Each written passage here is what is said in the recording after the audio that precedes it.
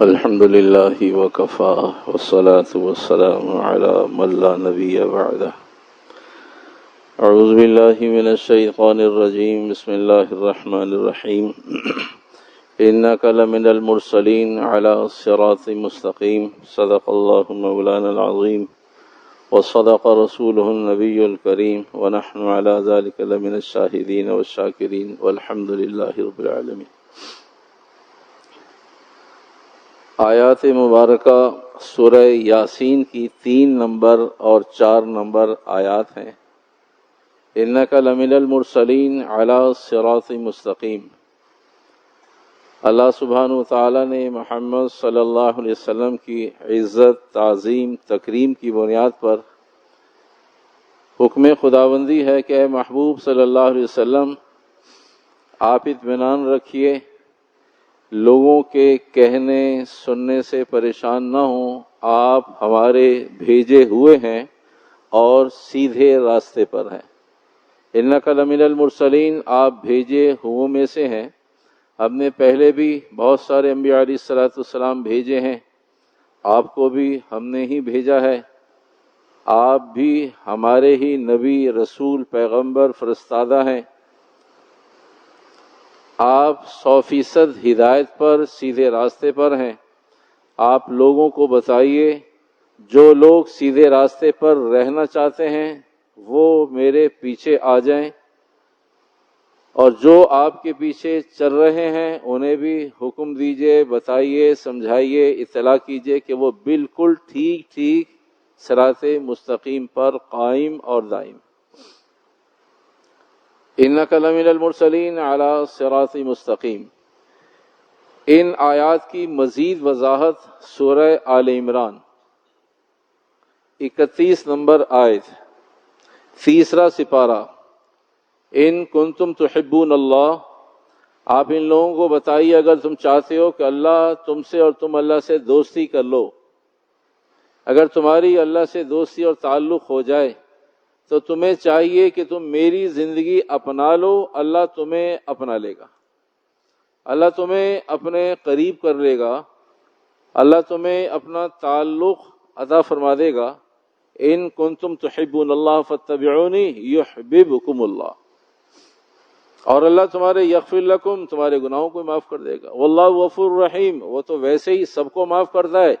تمہارے اندر طلب پیدا ہو جائے گی تمہیں بھی معاف کر دے گا. تو آیت مبارکہ میں اس بات کو مزید واضح کر دیا گیا کہ اگر کوئی آدمی کمال درجے کی زندگی گزارنا چاہتا ہے تو وہ محبوب کی زندگی کو محبوب رکھے گا تو اللہ کے یہاں محبوب بنے گا. اگر محبوب کی زندگی اس کے یہاں محبوب ترین عمل نہ ہوئی تو اللہ کے ہاں وہ محبوب نہیں بن سکے گا. اللہ کے ہاں ایک انسان یا ایک مسلمان کی فہرست میں ضرور رہ سکتا ہے، لیکن اللہ اسے پسند کرے، وہ اللہ کو پسند کرے، وہ اللہ کی چاہت کی رعایت کرے، اللہ بھی اسے ہر موقع پر رحمت کے ساتھ، فضل کے ساتھ، عطا کے ساتھ یاد رکھے، ایسا نہیں ہوگا. تو محبوب کی زندگی ایسی اللہ کو محبوب ہے. آپ علیہ الصلوۃ والسلام کی حیات طیبہ فاتبعونی، میری زندگی اپناؤ. اللہ کے نبی علیہ الصلوۃ والسلام نے 2 ٹوک بات برملا ببانگ دہل بغیر کسی دو رائے کے کہا، زندگی اور صرف میری زندگی. فاتبعونی، تم میری زندگی اپناؤ تو پھر تمہیں اللہ اپنا دوست بنا لے گا. تو اللہ کے دوست بننے کے لیے انک لمن المرسلین علی صراط مستقیم کی مزید وضاحت اور تشریح ہے. تو بھئی آیت مبارکہ میں حق سبحانہ وتقدس نے اپنے محبوب صلی اللہ علیہ وسلم کے بارے میں ارشاد فرمایا کہ تم میرے محبوب کے پیچھے چلنا شروع کرو. اور محبوب صلی اللہ علیہ وسلم کی زندگی کیا ہے؟ وہ آپ صلی اللہ علیہ وسلم کی زندگی روزمرہ کے معمولات ہیں، روزمرہ کے اعمال ہیں، صبح شام کی سنت زندگی ہے. اس پر فرمایا کہ تم میرے پیچھے آنا شروع کرو، میرے پیچھے چلنا شروع کرو. تو ہم بھی غور کریں کہ ہماری آپ کی زندگی میں وہ سنت اعمال کس درجے کے موجود ہیں، تاکہ اگر ہیں تو سجدہ شکر ادا کیا جائے، اور اگر نہیں ہیں تو کم از کم فکر کا سجدہ تو ایک آدھ ہو جانا چاہیے کہ آدمی کو احساس ہو کہ اللہ میں ان سنت اعمال سے دور ہوں، مشکل ہیں، پریشانیاں ہیں، مسائل ہیں، مصائب ہیں، حالات ہیں، احوال ہیں، سوسائٹی ہے، محلہ ہے، لوگ ہیں، آفس ہے، کلچر ہے، یہ ساری چیزیں مجھے روکتے ہیں۔ اللہ میری مدد فرما کہ میں ان ساری چیزوں کو اہتمام کے ساتھ ادا کر سکوں۔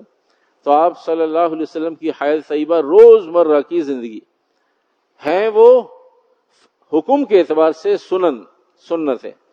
فوائد کیا ہیں؟ تو آج ہم وہ عرض کرنا چاہتے ہیں کہ جسے ہم یوں کہہ کے نظر انداز کر دیتے ہیں سنت ہی تو ہے یا سنت تو ہے، تو اس کے اہتمام کے لیے کہ بھئی ہے حکم کے اعتبار سے سنت، فوائد کتنے ہیں، بس یہ بتانا آج مقصود ہے کہ بھئی سنت اعمال، کائنات میں کوئی ایک عمل ایسا نہیں ہے روز اول سے آج تک جو پہلے دن اچھا ہو اور آج اچھا نہیں ہے۔ پہلے دن اس سنت میں فائدہ تھا، آج فائدہ نہیں ہے، یا تحقیق کے بعد پتہ چلا بھئی یہ سنت عمل کو اختیار نہ کرے، یہ تو اس زمانے کا فائدے مند سود مند عمل تھا، آج اس کا کوئی فائدہ نہیں ہے۔ جس طرح رب اپنے احکامات میں، اسی طرح محبوب صلی اللہ علیہ وسلم اپنے اعمال میں 100% متیقن ہیں، انہیں یقین ہے اس بات کا کہ جو کچھ کہہ دیا گیا، بتا دیا گیا، سنا دیا گیا، وہ سب کا سب قیامت تک اس میں کوئی ایک عیب، کوئی ایک نقطہ نہیں نکال سکتا۔ کوئی ریسرچ، کوئی تحقیق، کسی کا باریک بینی کے ساتھ دیکھنا، سننا، سمجھنا، تحقیق کرنا، آج تک اور قیامت تک یہ رب کا اور رب کے نبی علیہ الصلوۃ والسلام کا اسے چیلنج سمجھ کر قبول کیا جائے کہ کسی سنت میں کوئی نقصان نکال دے، کسی اللہ کی آیت میں کوئی عیب نکال دے، اللہ کے قرآن میں کوئی منفی پہلو نکال دے، کوئی نفرت کا پہلو نکال دے، کوئی عذاب کا پہلو نکال دے، کوئی نقصان کا پہلو نکال دے، نہ قرآن میں نہ سنت میں۔ تو اس واسطے ہم جن چیزوں کو سنت کہہ کے نظر انداز کر دیتے ہیں، دراصل انہیں سنت کہہ کے اپنانا چاہیے۔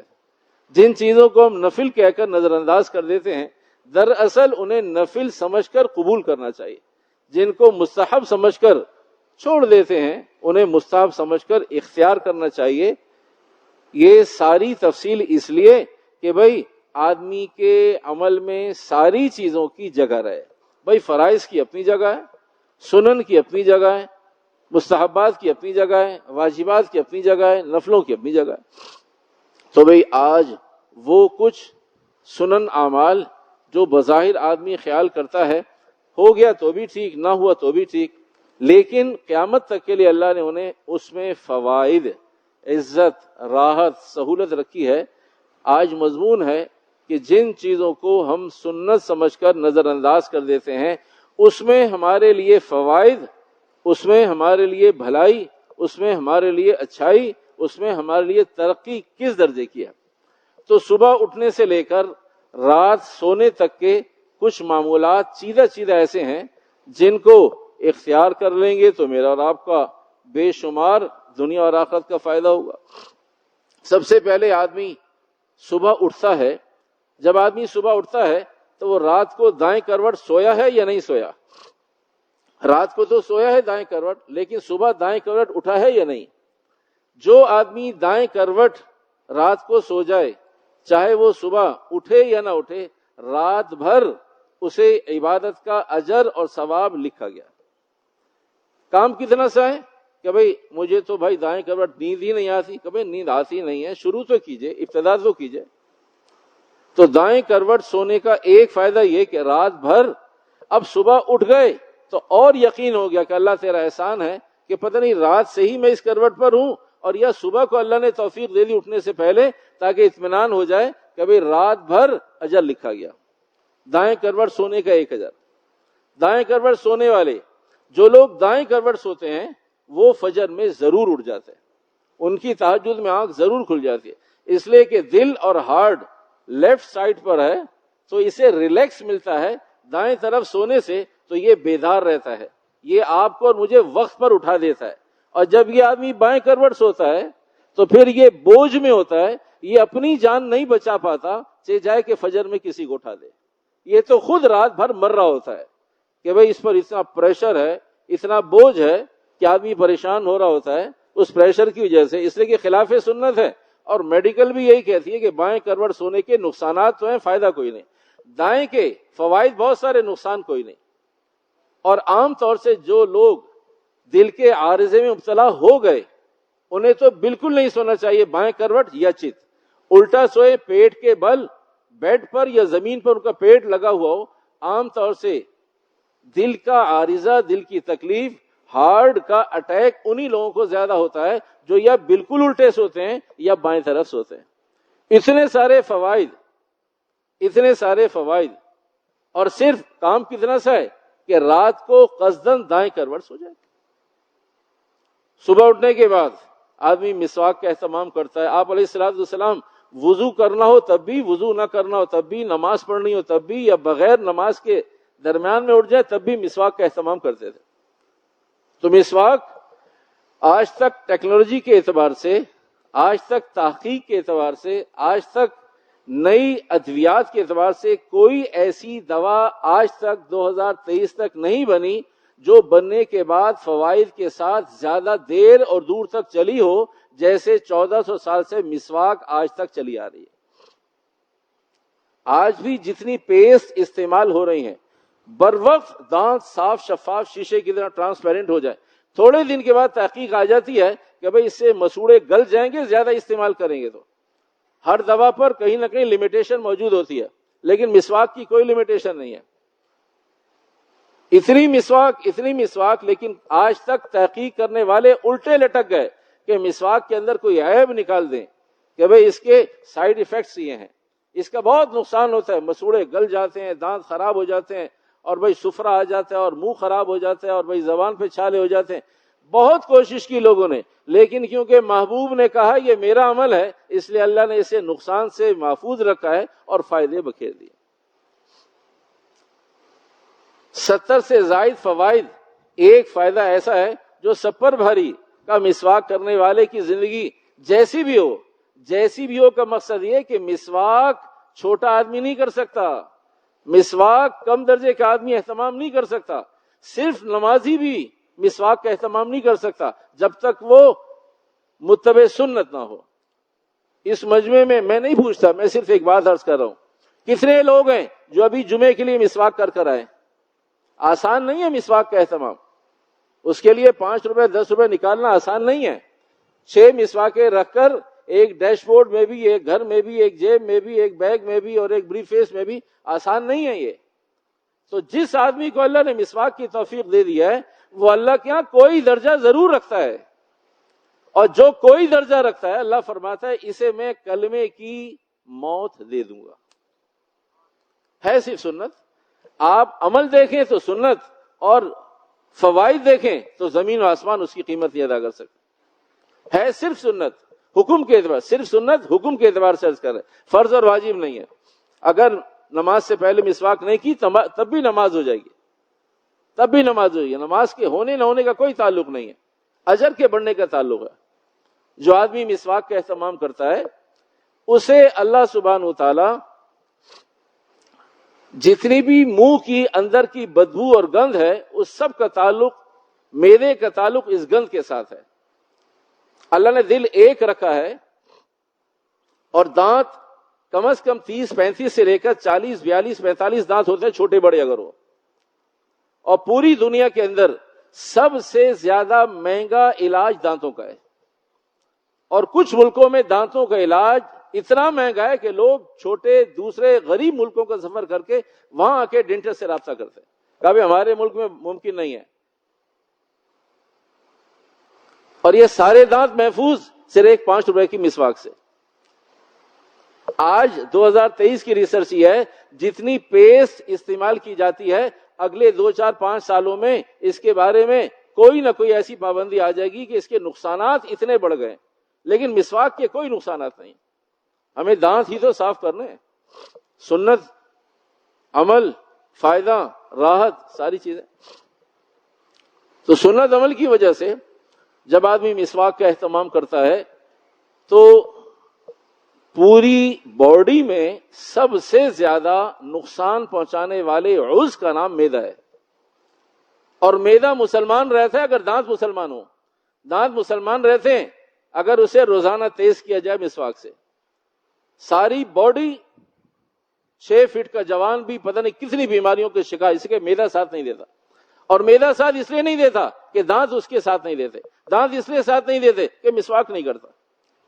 ریسرچ یہ ہے کہ معدہ مسواک سے تو صحیح ہو سکتا ہے, پیسٹ اور ساری چیزوں سے جتنے بھی آئنٹمنٹ ہیں ان کے استعمال سے کہیں یہ شورٹی نہیں ہے اس بات کی کہ معدہ خراب نہیں ہوگا, لیکن مسواک سے اس بات کا تیقن ہے اور ریسرچ ہے کہ معدہ خراب نہیں ہوتا اگر مستقل مسواک استعمال کی جائے. مستقل مسواک دانتوں کی اصلاح, دانتوں کی اصلاح, معدے کی اصلاح. تو ساری اندر بیماریوں کی جڑ اور ام الامراض یہ معدہ, اور وہ صرف مسواک سے مسلمان ہوتا ہے اور کسی چیز سے مسلمان نہیں ہوتا. اور آج تک تحقیق کرنے والوں تحقیق کر لی کہ کوئی سائیڈ ایفیکٹ ایسا, یہاں تک کہ مجبور ہو گئے کہ نہیں بھی مسواک تو نہیں لیکن پیکنگ کے ساتھ مسواک, نہیں بھی مسواک تو نہیں لیکن سیٹنگ کے ساتھ مسواک, نہیں بھی مسواک تو نہیں, اس لیے کہ ناک کٹتی تھی اسی مسواک کے بارے میں اوکے اور گو ہیڈ دیتے ہوئے اب اسے بہت ساری شکلوں کے اندر کیمیکل کے اندر لے کر آ کر کہ بھئی ہے اصل کیا, پیکنگ کے بعد کیا ہے, ڈالرز میں کیا ہے, ریال میں کیا ہے تو وہی مسواک. شکل جو مرضی بدل دیں آپ, نام اس کا جو مرضی رکھ دیں, عرق اس کا پیسٹ جو مرضی بنا لیں, ہے تو مسواک ہی. آپ کو اور ہمیں امت مسلمہ کو ماننا پڑا کہ مسواک کے بغیر مسلمان کا گزارا نہیں. قرآن حدیث نہیں لیکن تجربات ہیں, اور ہزاروں لاکھوں تجربات ہیں. سنت ہے اس لیے تسلی ہوتی ہے کہ یہ تجربات سنت پر کرنے سے فائدہ ہو رہا ہے تو کر لیجئے. جو لوگ 12 مہینے اپنے ساتھ مسواک رکھتے ہیں وہ حادثات سے محفوظ رہتے ہیں. ایک کمپنی جو ہر مہینے لاکھوں روپے مینٹیننس کے دیا کرتی تھی, کہا جی اتنے حادثات ہوتے ہیں, بہت سمجھاتے ہیں پرانے ڈرائیورز اور یہ اور وہ, چالان بھی, جرمانے بھی, سب کچھ پنش بھی, اور ان کے بینیفٹ بھی روک لیتے ہیں لیکن ایکسیڈنٹ سے نہیں. کبھی میں ایک فارمولہ آپ کو ایسا بتا سکتا ہوں, ایک مفتی صاحب نے کہا میں فارمولہ بتاتا ہوں آپ کو ایکسیڈنٹ رک جائیں گے. کہا کیسی باتیں کرتے ہیں آپ؟ کہا یہ میرا مسئلہ ہے, آپ بتائیے قبول کریں گے؟ کہا خرچہ بھی کوئی نہیں ہے. کہا مذاق کرتے ہیں, خرچہ بھی کوئی نہیں, لاکھوں روپے مینٹیننس کے دیتے ہیں, ڈیلی بیسس پر دو چار گاڑیاں ورکشاپ بھیجنی پڑتی ہیں. کہا جتنی گاڑیاں ہیں ان سب گاڑیوں کے ڈیش بورڈ میں ایک ایک دو تین مسواکیں رکھ دیجئے, جب وہ باسی ہو جائیں پھر تازی بدل دیں. اللہ کی شان, جس دن مسواک رکھی تھی اس دن کوئی ایکسیڈنٹ نہیں ہوا, اس کے بعد کوئی اکا دکا غلطی کی وجہ سے سگنل تو اب ایکسیڈنٹ کیوں ہوا, تحقیق کی, ڈھونڈا, تلاش کیا, بتاؤ تو ساتھ والے ہیلپر نے بتایا کہ سگنل توڑا تھا, ورنہ ایکسیڈنٹ وہاں بھی نہ ہوتا جہاں مسواک کے ساتھ ایکسیڈنٹ ہو گیا. ابھی 3 سال پہلے ہمارا ایک روڈ ایکسیڈنٹ ہو گیا, 5 آدمیوں کی جیبوں میں سے صرف ایک آدمی کے پاس مسواک تھی. کسی کی ٹانگ ٹوٹ گئی, کسی کا سر پھٹ گیا, کسی کا سر کا خون اس کی سیٹ تک نیچے آ گیا, کسی کا ناک پھٹ گیا, کسی کا چہرہ بدل گیا. اور ایک آدمی جس کی 5 آدمیوں میں سے جس کی جیب میں مسواک تھی اس نے 4 مریضوں کو اٹھایا, اسپتال بھی لے گیا, کب کراچی پاکستان بھی لے آیا.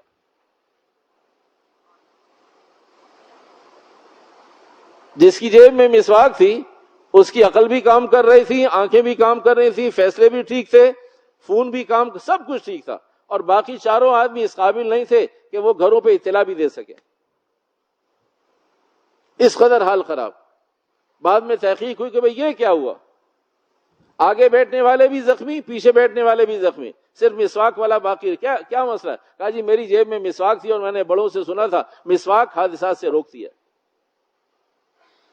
آپ نے بہت پاگل دیکھے ہوں گے لیکن نمازی پاگل نہیں دیکھا ہوگا. جو آدمی مسا کرتا ہے 5 مرتبہ, گدی کا مسا, گردن کا مسا سنت عمل ہے, گیلا ہاتھ لگ جاتا ہے, یہ وینز اسے پاگل اور پریشان ہونے سے بچاتی رہتی ہے. 5 مرتبہ یہ ٹونک استعمال کرتا ہے, تو نمازی پاگل نہیں دیکھا ہوگا آپ نے. کھڑے ہو کر پیشاب کرنا خلاف سنت, بیٹھ کر پیشاب کرنا سنت ہے. بس اتنی سی بات ہے کہ بھئی مجبوری تھی, بھاگ دوڑ تھی, پریشانی تھی, یہ تھا اور وہ تھا, زمانہ تھا, عذاب آ رہا تھا, کیا تھا. تمام پلیٹ فارمز پر, تمام ایئرپورٹس پر, تمام 5 اسٹار ہوٹلز میں, تمام ایسی جگہ جو اسٹینڈرڈ کی جگہ ہیں وہاں پر خوبی سمجھی جاتی ہے اور اپنے واش روم باتھ روم کی کمی محسوس کی جاتی ہے، ایک ساتھ 5 آدمیوں کو جب تک گدھا اور جانور نہ بنتے دیکھ لے. کہا یہ اسٹینڈرڈ ہے، یہ 4 5 6 جانور کھڑے ہونے چاہیے یہاں پر، اس لیے کہ اللہ کا حکم ہے، رسول کا حکم ہے کہ بھئی جانور کو حکم نہیں دیا گیا، وہ مکلف نہیں ہے احکامات کا، وہ احکامات کھڑے ہو کر، بیٹھ کر، ٹانگ اٹھا کر، ٹانگ لٹا کر، سوتے ہوئے، جاگتے ہوئے، کسی طرح بھی، اس لیے کہ وہ جانور ہے، وہ انسان نہیں ہے. انسان سے کہا کہ تم امتیاز پیدا کرو، تم کھڑے ہو کر نہیں، لیٹے لیٹے نہیں، بستر پر نہیں، تم کہیں خاص جگہ پر چھپ کر پیشاب کرو، چھپ کر پیشاب کرو اور بیٹھ کر پیشاب کرو.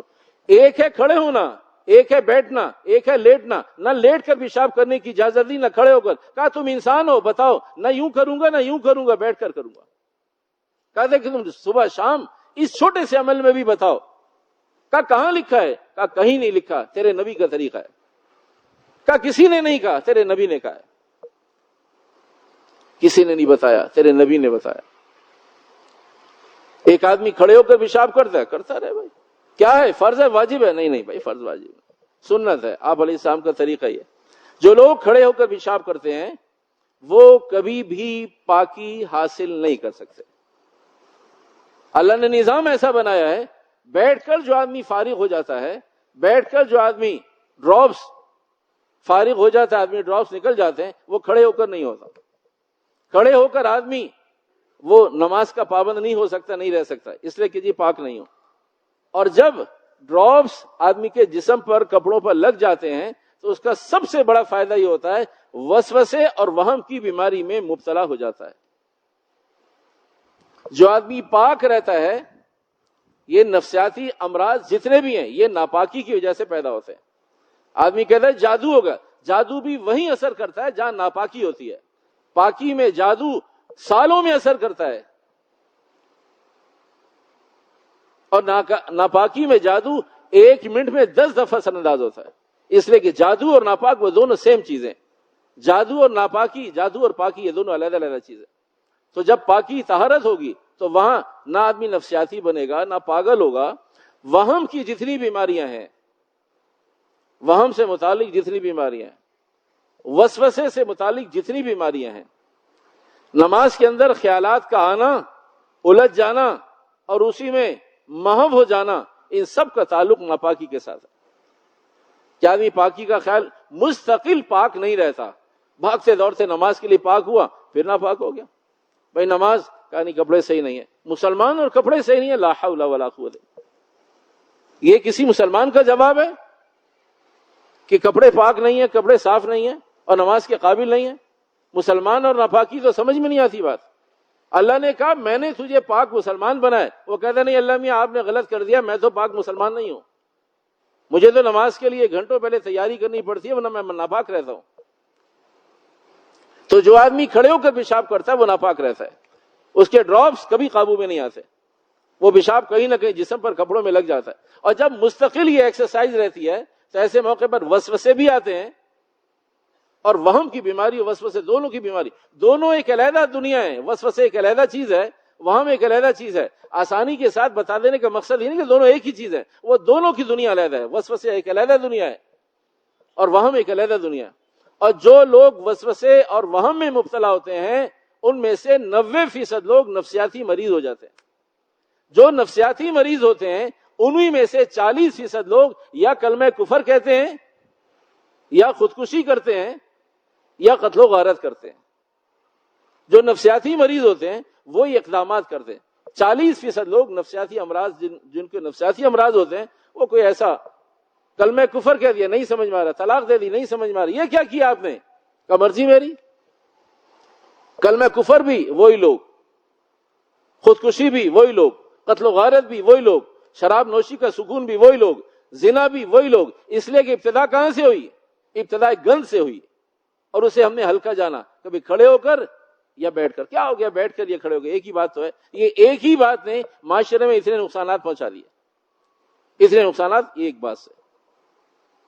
اللہ کے نبی علیہ الصلوۃ والسلام اگر مجمع میں ہوتے تو چھپ کر پردے میں قضا حاجت سے فارغ ہوتے، اور اگر کھلا بیابان ہوتا اتنی دور چلے جاتے کہ آپ علیہ الصلوۃ والسلام پہلے نظر آ رہے ہوتے، پھر ایک وقت آتا کہ سر نظر آ رہا ہے, آپ دور تشریف لے گئے, یہاں تک کہ سر بھی نظر نہیں آ رہا, جہاں پر دور کھڑے لوگوں کو سر نظر نہیں آ رہا وہاں پر اسلام بیٹھ کر اپنی ضرورت سے فارغ ہوتے تھے.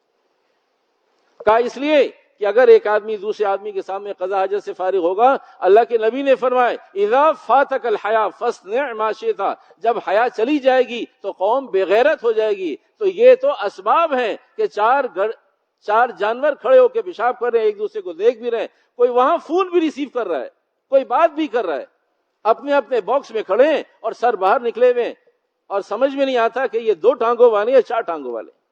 اور اسے آدمی اسٹینڈرڈ سمجھتا ہے, اسے آدمی خیال کرتا ہے ابھی فلائٹ سے اترا ہوں, مجھے بتانا ہے کہ بھئی فلائٹ سے اترنے کے بعد وہاں میں انسان تھا, لیکن یہاں بتانا چاہتا ہوں کہ میں انسان باقی نہیں ہوں. سنت ہے خاموشی کے ساتھ چھپ کر, سنت ہے بیٹھ کر, نہ لیٹ کر نہ کھڑے ہو کر. پوری کائنات کے اندر آج کا مسئلہ نہیں, ہمیشہ سے گھروں میں تنگیاں ہیں, تنگ دستیاں ہیں, نفرتیں ہیں, پریشانیاں ہیں, معاشی پریشانیاں ہیں. اللہ کے نبی علیہ الصلوۃ والسلام نے مسئلہ تو آج آیا ہے, اللہ کے نبی 14 سال پہلے بتایا بیٹھ کر کھاؤ, زمین پر دسترخوان بچھا کر کھاؤ, تنگیاں ختم ہو جائیں گی, نفرتیں ختم ہو جائیں گی, معاشی تنگیاں ختم. ایک کا کھانا 2 کو کافی ہو جائے گا. اللہ کے نبی علیہ الصلوۃ والسلام کھانے میں برکت نظر نہیں آتی, کہا تم اسباب برکت اختیار کرتے ہو, کہ اللہ کے نبی حلال کھاتے ہیں, اسباب برکت اور کیا ہوگا, ظلم نہیں کرتے, زیادتی نہیں کرتے, کسی کے چھینتے نہیں. کہا نہیں یہ نہیں ہے. کہا مل کر کھاتے ہو یا نہیں, کہا نہیں کھاتا تو علیحدہ ہوں. فرمایا جب تک اکیلے کھاؤ گے چاہے حلال ہوگا تب بھی برکت نہیں آئے گی, اپنا ہوگا تب بھی برکت نہیں آئے گی, بسم اللہ پڑھ کے کھاؤ گے تب بھی برکت نہیں آئے گی. مل کر کھاؤ. کہ اللہ کے نبی مل کر کھاتا ہوں, کب ایک کا کھانا 2 کو کافی ہو گیا. فارمولہ بتائے, فارمولہ معاشی مسائل حل کرنے کے لیے فارمولہ بتائے. ایک کا کھانا 2 کو کافی ہے, 50,000 کی گروسری 25,000 کی لے آئیے, لیکن بیٹھ کر کھائیے, ایک وقت میں کھائیے, دسترخوان بچھا کر کھائیے. یہ محمد عربی فرما رہے ہیں. 1 لاکھ روپے گروسری لگتی ہے, 50,000 کی لے آئیے, لیکن اس کو طے کر لیجئے زمین پر بیٹھ کر کھانا ہے. کبھی تھوڑا سا اوپر کھا لیں, کہا تھوڑے سے اوپر میں دماغ بہت اوپر ہو جاتا ہے, تھوڑا سا نیچے آ جائیے دماغ بالکل اپنی جگہ پر آ جائے گا. کہا بندہ بن کر کھاؤ, بندہ بن کر, انسان بن کر, زمین پر بیٹھ کے کھاؤ. بیٹھ کر کھانے سے دماغ بھی, قول بھی, فعل بھی, فیصلے بھی سب انسانوں والے ہو جاتے ہیں. اوپر بیٹھ کر فیصلے بھی ایسے ہی ہیں. اللہ کے نبی نے اگر کوئی چیز بتائی ہے تو بہت سوچ سمجھ کے بتائی. گھر ویران ہے, ساری نعمتیں موجود ہیں, گھر ویران ہے, سنت عمل نہیں ہے, سب کچھ کے باوجود ویرانی موجود ہے. سنت عمل موجود ہے, سنت عمل روشنی کا نام ہے, سنت عمل محبوبیت کا نام ہے, سنت عمل راحت کا نام ہے, تسلی کا نام ہے, سکون کا نام ہے, حفاظت کا نام ہے. 2 اعلان کرنے ہیں. پہلا اعلان یہ کہ بھائی انڈس ہاسپٹل سے ٹیم آئی ہوئی ہے خون کی ترسیل کے لیے. وہ پہلے خون حاصل کرتے ہیں, پھر اس کی ترسیل کرتے ہیں, پہنچاتے ہیں. تو بھائی اس سلسلے میں بااعتماد ادارہ ہے, ہماری کمیٹی کا بھی اطمینان, قوم کا بھی اطمینان, اہل علم حضرات کا بھی اطمینان. تو بھائی سنجیدہ سمجھدار لوگ ہیں, واقعتاً کراچی جیسے پلیٹ فارم پر اور پاکستان بھر میں ایک صاف ستھرا ٹرانسپیرنٹ کام کر رہے ہیں. تو اس لیے پہلے بھی ایکسرسائز ہے, پہلے بھی آتے ہیں, تو آج بھی یہ حضرات تشریف لائے ہیں. تو یہ پروفیشنل لوگ موجود ہیں, ڈاکٹر موجود ہیں. ایسا ہرگز نہیں ہے کہ صرف آپ کا اور میرا خون نچوڑنے کے لیے آئے ہیں. نہ, اگر اللہ نہ کرے عمر کے اعتبار سے, بیماریوں کے اعتبار سے پہلے ٹیسٹ اور چیک کرتے ہیں. اگر آدمی کوالیفائی کرتا ہے تو پھر خون لیتے ہیں, ورنہ چھوڑ دیتے ہیں. تو اس لیے اس کی پریشانی آپ کو نہیں ہونی چاہیے کہ بھئی مجھے دینا چاہیے نہیں دینا چاہیے. آپ جائیے, ٹیسٹ کروائیے, کوالیفائڈ لوگ موجود ہیں, ڈاکٹر موجود ہیں. اگر ہوگا اللہ خیر صلاح, نہیں تو چھوڑ دیجیے, خود آپ کو منع کر دیں گے. تو ایک تو انڈس ہاسپٹل سے ٹیم آئی ہوئی ہے, خون کی ترسیل کے لیے خون کا حصول ضروری ہے, تو ابھی حاصل کریں گے اور پھر پہنچا دیتے ہیں جہاں جہاں پہنچانا. اور دوسرا مضمون یہ کہ آپ بھی اور میں بھی محسوس کر رہا, آپ بھی محسوس کر رہے ہیں. ہمارا ایک مضمون چل رہا تھا ٹوبی سے متعلق, وہ ہم نے آپ سے عرض کیا تھا کہ ٹوبی سے متعلق مضمون ہے, چیزیں ہیں. تو بھائی وضاحت اس لیے کر رہا ہوں تاکہ اس کی وضاحت سے متعلق تفصیل آ جائے گی, کیونکہ میں مصالحت پسند آدمی ہوں اور کوشش کرتا ہوں چیزوں کو جمع کرنے کی کہ بھئی آپ کی بھی رعایت ہو اور مینجمنٹ کی بھی رعایت ہو. میں کسی سے اختلاف اور انتشار نہیں چاہتا اور اسے چاہتا ہوں جتنا کام ہو سکتا ہے وہ ہو جائے. تو بھئی ہماری اپر کلاس مینجمنٹ کے احکامات اور رائے یہ تھی کہ اس ٹوپی کے مضمون کو فوری طور سے بدل دیا جائے. پابند اس لیے ہوں کہ بھئی ان کا بھی پابند ہوں اور آپ کا بھی جواب دہ ہوں. اس لیے کہ آپ کے ساتھ ایک مضمون شیئر کر رہے تھے. اچھا وضاحت کیوں ضروری ہے؟ ورنہ مضمون بدل گیا تھا، نہ آپ نے مجھ سے پوچھنا تھا نہ میں آپ کو بتا تھا. لیکن وضاحت کیوں ضروری ہے؟ وضاحت اس واسطے ضروری ہے جب ایک مضمون ایک سے زائد ہفتے چلتا ہے تو پھر میرے پاس واٹس ایپ کے ذریعے، فون کے ذریعے یا فزیکلی ریمارکس آنے لگتے ہیں کہ جی آپ نے یہ بات چھوڑ دی، اسے اچھا جی ضرور کریں گے. اچھا جی آپ نوٹ کر لیں میری یہ بات اگلے جمعے کو آپ ایڈ کیجئے گا. میرا یہ پرسنلی یہ مجھے فائدہ ہوا، یہ آپ نوٹ کر لیں. اور بھئی آپ نے اس مضمون میں اس بات کی کمی رہ گئی ہے، اگر مناسب سمجھے تو آگے کر دیجئے. پھر میں اسے شارٹ لسٹ کرتا ہوں پورے ہفتے کہ بھئی کون سی بات کہاں فٹ کرنے کی ہے. اگلے نے کہہ دی اہمیت کی حامل ہے، ضرور سے ریکارڈ پر لے آتے ہیں، ضرور ممبر سے کہہ دیتے ہیں.